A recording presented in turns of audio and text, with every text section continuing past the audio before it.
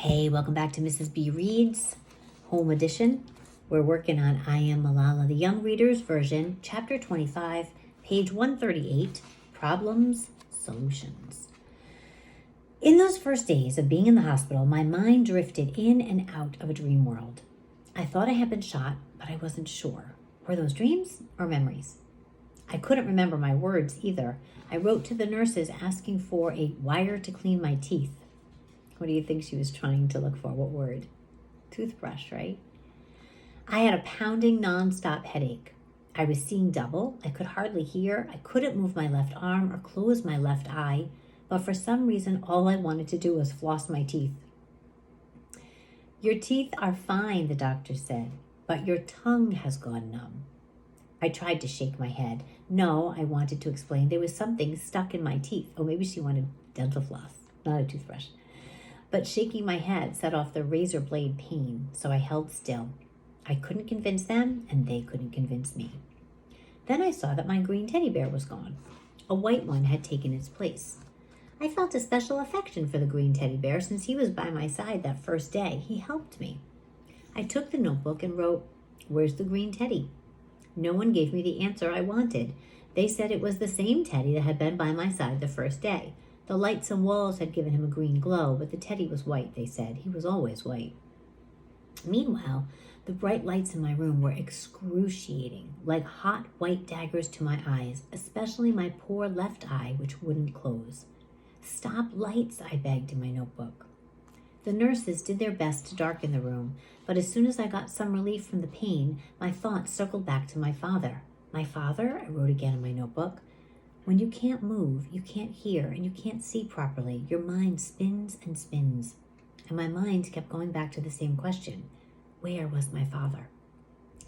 Every time a different doctor or nurse came into my room to change my blanket or check my eyesight, I handed them the notebook and pointed to the questions about my father. They all said not to worry. But I did worry. I couldn't stop. I was also obsessed with how we would pay for all this.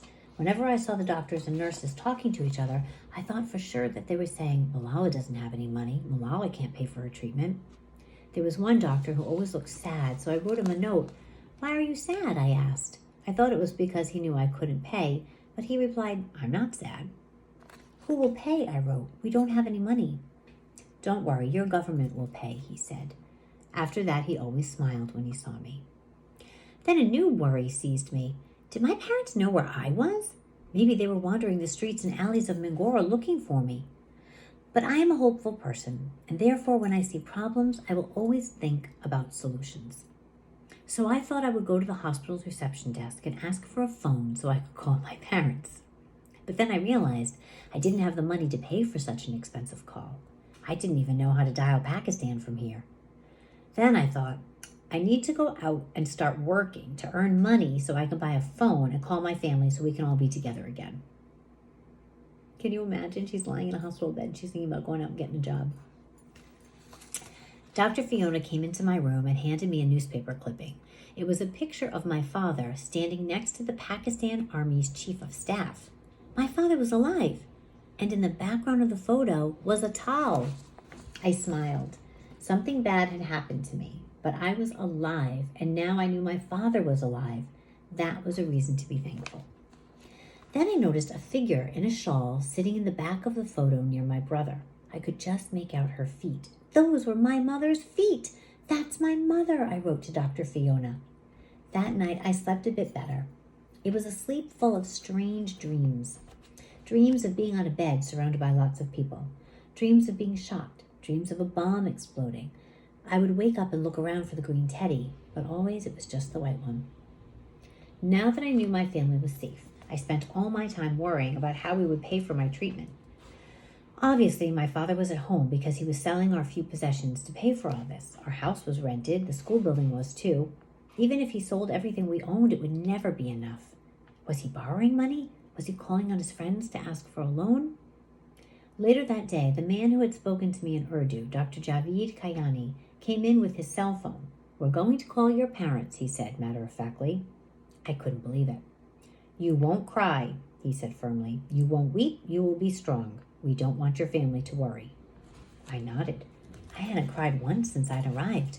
My left eye was constantly weeping, but I had not cried. Do you understand the difference there? Like her eye was kind of runny and teary. After a series of blips and beeps, I heard my father's dear and familiar voice. "Johnny," he said, "how are you feeling, my Johnny?" I couldn't reply because of the tube in my throat, and I couldn't smile because my face was numb. But I was smiling inside, and I knew my father knew that. "I'll come soon," my father said. "Now have a rest, and in 2 days we will be there." His voice was loud and bright, maybe a little too bright. Then I realized he had also been told not to cry. Don't forget to like and subscribe.